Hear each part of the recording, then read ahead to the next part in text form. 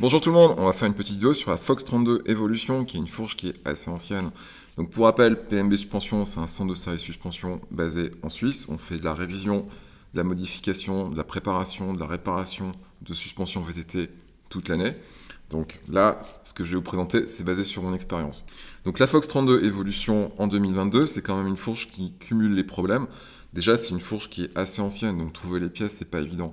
Ensuite, c'est une fourche qui est basée sur des standards anciens, en particulier l'axe de roue 100 mm, qui n'est plus le standard actuel. Ça veut dire que pour trouver une fourche de remplacement qui fonctionne directement et qui est au même niveau, c'est pas gagné. Et enfin, la cerise sur le gâteau, c'est la cartouche hydraulique CTD Evolution, qui est une des pires du marché. Donc vraiment, en fait, dans un cas de figure comme ça, on peut vraiment penser que c'est tellement vieux que c'est mort, c'est désespéré. Mais je vais vous montrer que c'est pas le cas.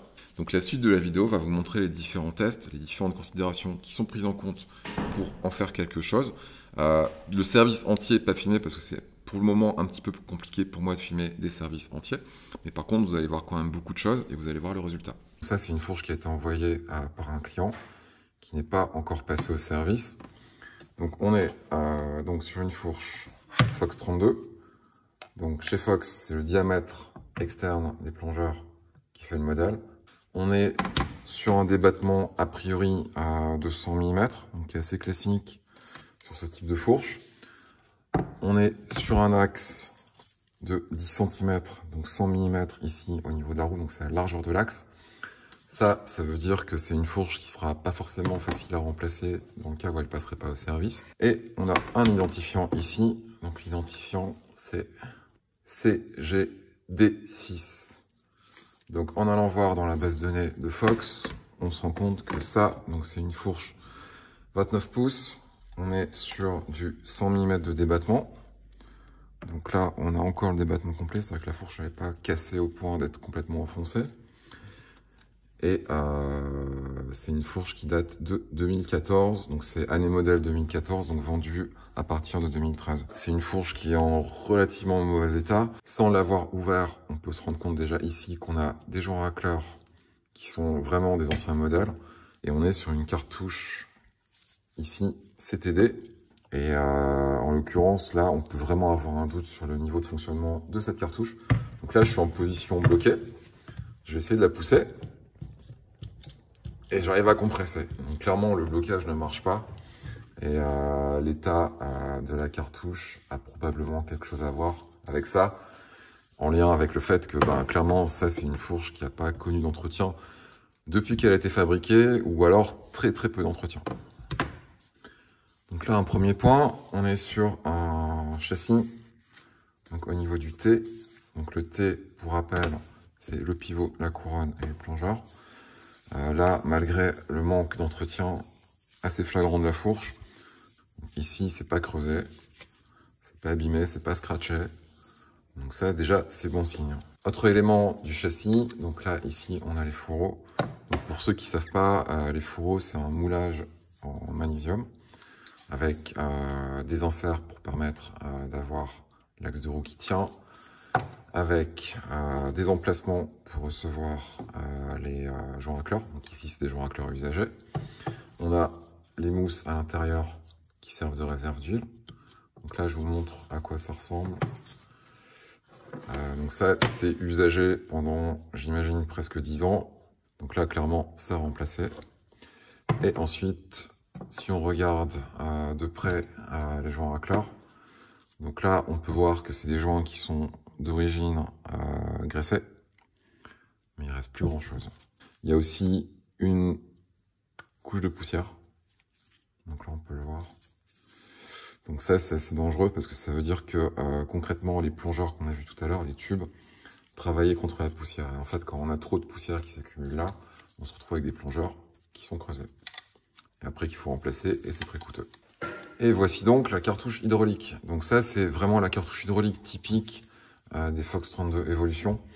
Donc ça, c'est une cartouche qui se démonte assez mal et qui passe au service assez mal. Et la recommandation à l'heure actuelle, c'est vraiment de les remplacer. Donc là, en l'occurrence, on a d'autant plus envie de la remplacer que, en fait, elle est plus en état de marche. Donc je me mets en position climb ici, donc complètement fermée. Et on va pousser. Voilà, donc ça, c'est la position fermée. refais. On est en position fermée. Hop, voilà. Donc j'arrive complètement à compresser. Et ensuite, si je me mets en position ouverte, hop, ça tient encore moins. Donc clairement, ça c'est une cartouche qui est plus en état de marche. Si on y passe des heures, on peut la faire marcher. Mais est-ce que ça vaut le coup? Non, parce que ça a un coût en fait. Et concrètement, chez Fox, il existe des cartouches de remplacement. Donc là, on est dans une situation, pour résumer, où on a un châssis qui est en bon état, on a une cartouche qui ne fonctionne plus, on a un ressort qui fonctionne encore. Donc concrètement, on va arriver à sauver la fourche.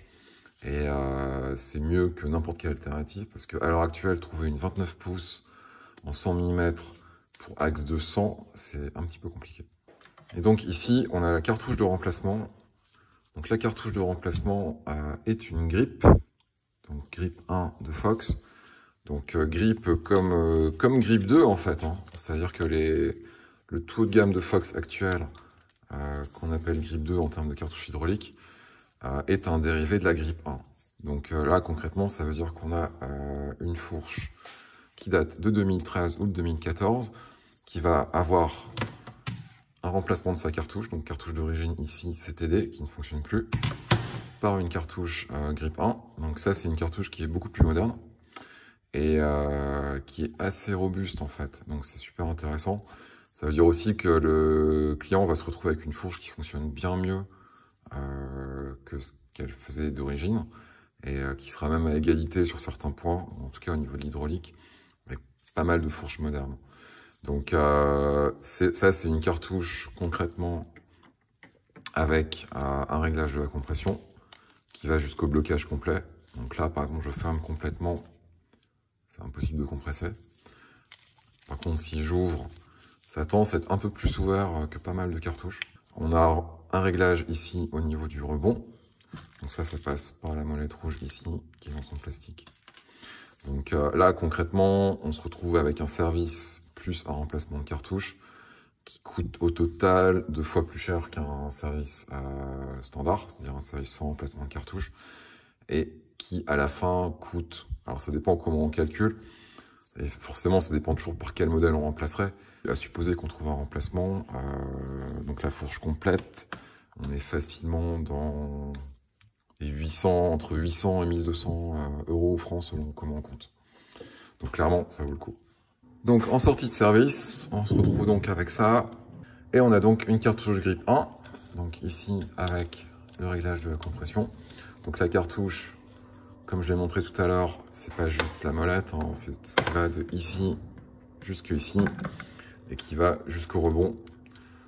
Donc là, on est sur une fourche donc, qui date de 2013 et qui est mise à jour et réparée avec des composants. Là, en l'occurrence, c'est du 2020.